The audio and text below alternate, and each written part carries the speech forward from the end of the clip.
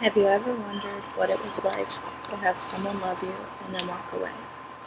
I have. My father was a different kind of guy. He was never the best father to me, but I'll admit he did try. My dad suffered from mental disorders since I was born. He was never one to play with me, say I'm proud of you, or even say that he loved me. But he did always feel it was necessary to hit me. Since about the time I was 4 years old, I remember just how mean and abusive my dad had been to me. When he did this to me, it made me feel like I was a piece of trash, an empty person that wasn't worth his time. My dad used to say that I was a mistake, and he honestly treated me like I was his biggest mistake. Things that my dad did to me would start with him just slapping me, kicking me, pushing me, and many other terrible things. But I can honestly say the worst thing that he had ever done to me was when he dragged me into his room, took off his belt, and hit me with the buckle in my legs and my back. My mom had 4 children, and I was the second to the last child. For some reason, I was the only child that he determined to hit. In my house, even to today, my family sees me as an easy target to pick on, and I feel that's what he thought. I was hit and abused until I was about 13 years old, and this is when things turned for the worst. I honestly felt as if no one in my family looked at me like a human. Having the people you love with all your heart treat you like they're better than you shows where you stand. And where I felt I was better was in a grave. When I was 13 years old, my dad and my mom ended up getting a divorce. Well, in the process. Some days ended up being better than others, but there were more bad days than good. This day started out like any other normal day until my dad woke up. And when he did, he came downstairs and started screaming in my mom's face. My brother, 2 sisters, and I were rushed up to our rooms and told to lock the doors and remain extremely quiet. We did this as we were told until we heard my mom scream so loud we thought she had gotten stabbed. As my brother opened the door, he heard screaming, glass being crashed against the walls and the floor. At this point, we were all holding onto each other's shirts so tightly that when we let go, they had a ball of wrinkled fabric in the back. This happened because of the intense fear that had overcome everyone's body. The clash of glass and the screams gave me goosebumps and chills down my spine, and the only thing that kept me together were my siblings. All 4 of us had reached the stairs, and as we looked down, we saw glass covering the bottom of the staircase, which made it extremely hard to walk. My brother took the lead, and he peered around the corner which led to the living room. He saw my dad holding my mom on the floor as if he was trying to choke her.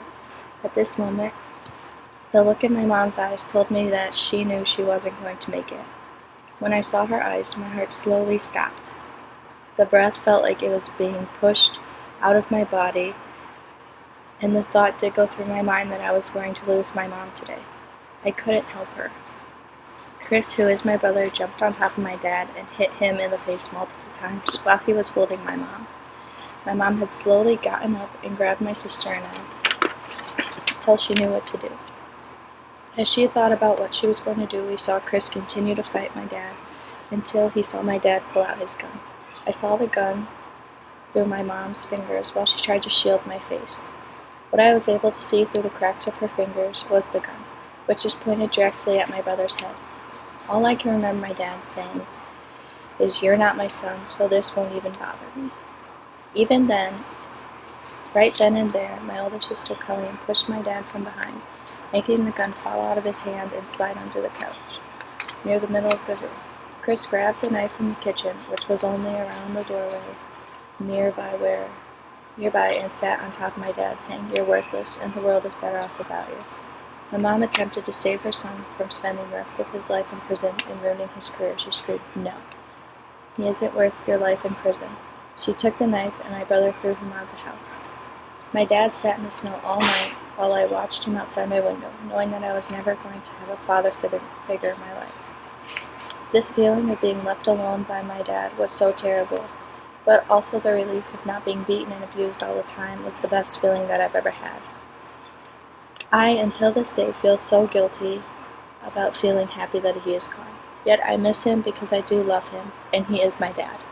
Realizing how much of a struggle it would be to get our lives together was the scariest part of the whole divorce. After this event, we were kicked out of our home and had become homeless. The only thing that kept everyone together was my mom.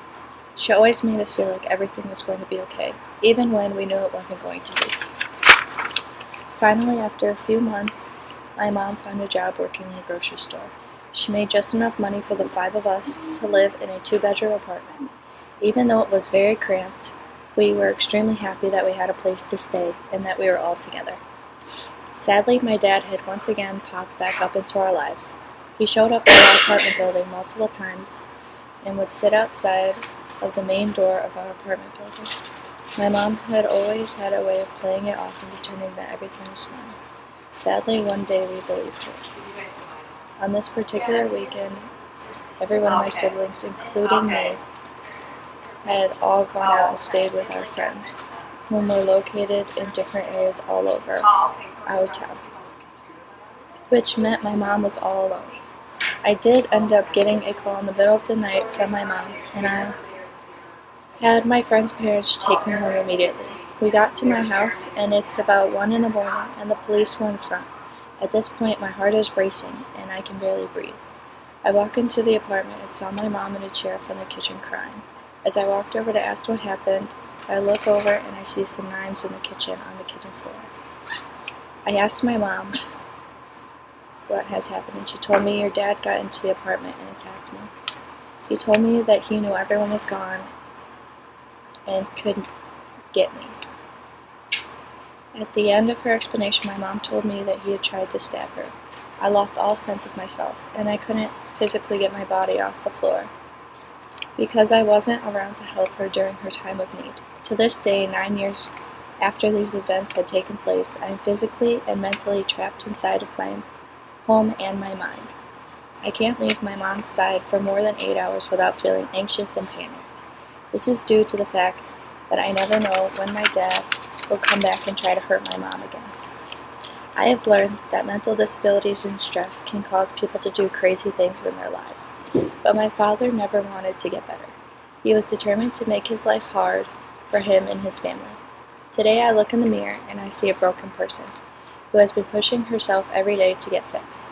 I take 3 types of medications and go to therapy 2 times a week.